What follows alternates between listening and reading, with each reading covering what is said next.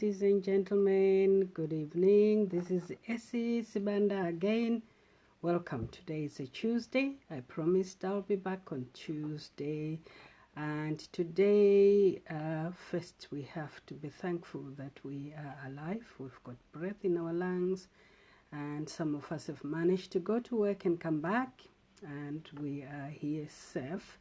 We don't take that for granted, because there's so many things which are happening outside and in hospitals and in houses. So anyway, today we are talking about self-regulation, and I'm just going to bring a funny side of self-regulation. So those who talk about psychology say self-regulation is you being able to manage your emotions in a civil manner despite whatever has happened to you. And let's say if somebody is going to step on your toes, and I don't mean literally stepping on your toes, I mean if somebody is going to do something which is not very nice to you, and you feel like possibly in your mind or in your heart you would say, I'm just going to possibly give this person maybe a fist, and then you realize, okay, I have to control myself to be civil, and just act as if nothing has happened. So that is part of what I think the psychologists want to say about that. So if I go back to culture, and possibly I did put it in my post yesterday where I was talking about being a new bride or a new daughter-in-law, a new mrora, where people are going to come in and do whatever they want to do with your emotions, and because you are just going to try to be civil, you don't say anything about it or do anything about it. Although sometimes, you will bottle those feelings, not because you don't want to say anything, but because you are just being civil, or possibly you would say, I need to know these people first before I start reacting the way I would want to react. And that sort of regulating your feelings depending on the episode, depending on the situation or whatever is happening at hand, is what they call self-regulation. So self-regulation is actually something which, when they talk about leadership, nowadays emotional intelligence is all up in there. Hi Magro Hilda, how are you? Thank you for watching. People talk about emotional intelligence in most leadership places, in most leadership courses, where they say emotionally intelligent people are people who are going to do well in life. They are people who are going to go places, and that's the reason why you find now there's so much training. And I'm very fine. My guru, how are you? Thank you for asking. I'm very fine. I've been to work today and I'm back, but I'm all right. I wonder, how are you doing? And you still working from home, I suppose, or going to work? Stay safe, please. We love you, and you should look after yourself. Yeah.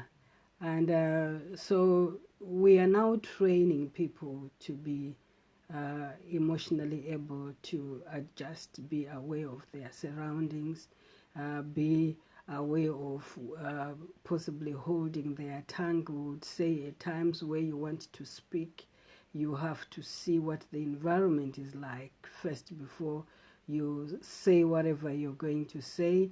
And at times you find people are going to study the situation first before they put their emotions out there. So that's all about regulating your emotions or feelings, and wanting to know that you are in control of whatever is going to happen, or you are in control with what is going to happen to you. So today I thought I would talk about this book I read. A psychologist was a doctor, survived the Holocaust, and he wrote a book called Men's Search for Meaning, and his name was Viktor E. Frankl. And he wrote something which is very, very important, possibly which we try by all means to tell people. We say to people, you know, if people are going to treat you bad, it's up to them. You know, it has nothing to do with you. So you do have a choice to act the way you want. And he said something which I'm just going to read. He said, any man can decide what he wants to be. When one is treated like they are a non-entity, they display feelings of inferiority complex, leading to irritability and agitation. And you have an inner decision to make. You have an inner freedom which is not lost. So people can take away everything else, but spiritual freedom cannot be taken away. This makes life meaningful and purposeful. So man's attitude to existence is within his creativeness. Inner liberty is your inner freedom, and it raises a man above his outward fate. So, you know, when I was reading that, I'm just thinking Viktor Frankl was trying to tell us, you know, possibly we've heard so many stories about the concentration camps. He was in Auschwitz. We've heard a lot about Auschwitz. We've seen movies about Auschwitz. If you just think about the horrendous things which were happening there, you know, children and women and weak men were going driven into burning fires just to burn alive. And somebody comes out saying, listen, my inner freedom was not taken away from me. I still had spiritual freedom to be able to make a decision. And for him to be able to survive that and come out and still practice as a psychologist or psychotherapist, he actually started practicing a sect of therapy which he called logotherapy, which is quite interesting. I think, you know, I won't go and bore you with all that.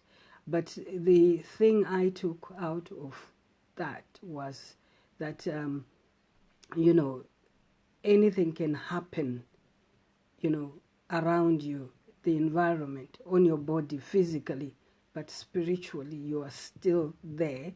You still have the freedom of choice, the freedom to choose what you want to do. Hi, Max. Thank you for watching. You still have freedom to actually act the way you want to act.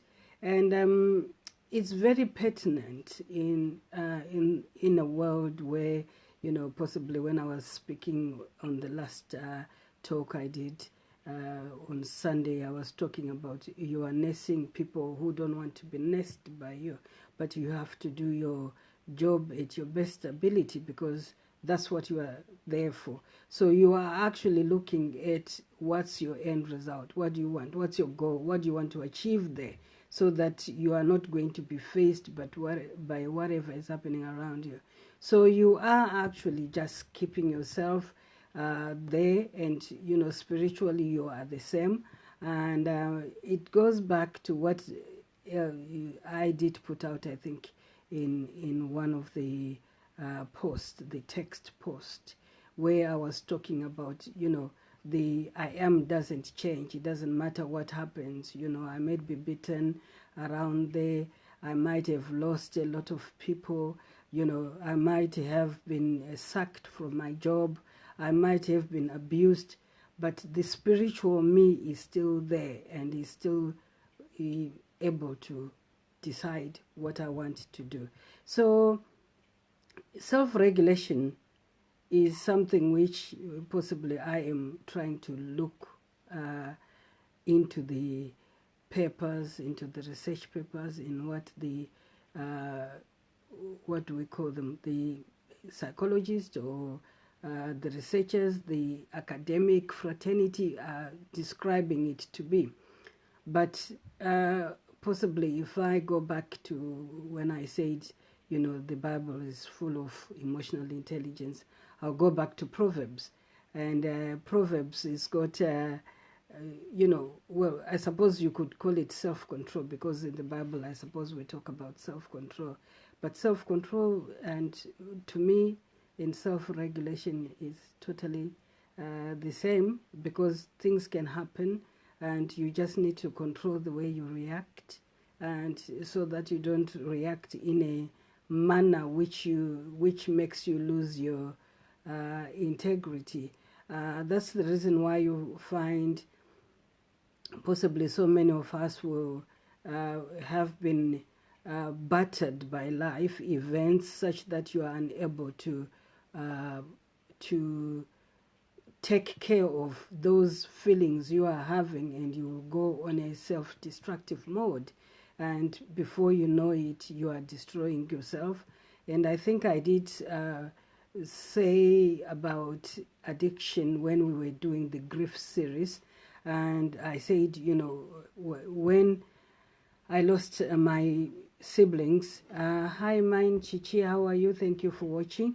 When I lost my siblings, I could understand that if I was not somebody who believed in a faith and who is a follower of Jesus Christ, I could have been addicted to anything. I could have started drinking alcohol just to numb that pain. So in a way, that's where we are saying you would have failed to regulate how you are feeling. So instead of you being able to control the feelings, you are being controlled by the feelings. So you are being controlled by the emotions, and you end up now needing to numb yourself. So Proverbs 25:28 says, he that has no rule over his own spirit is like a city that is broken down and without walls.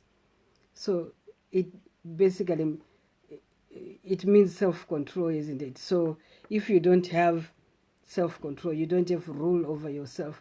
So it goes back to what Viktor Frankl said about, you know, your spirit. You've got, your spirit is free to make a decision, because there is nobody who's going to take away your decision.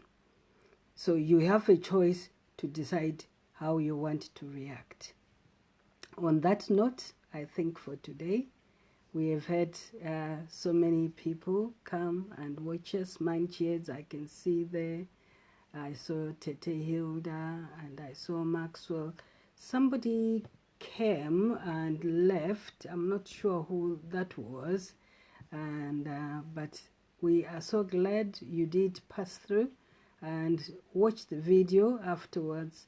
Tomorrow I'll put a text on self-regulation. I'll put it on the group.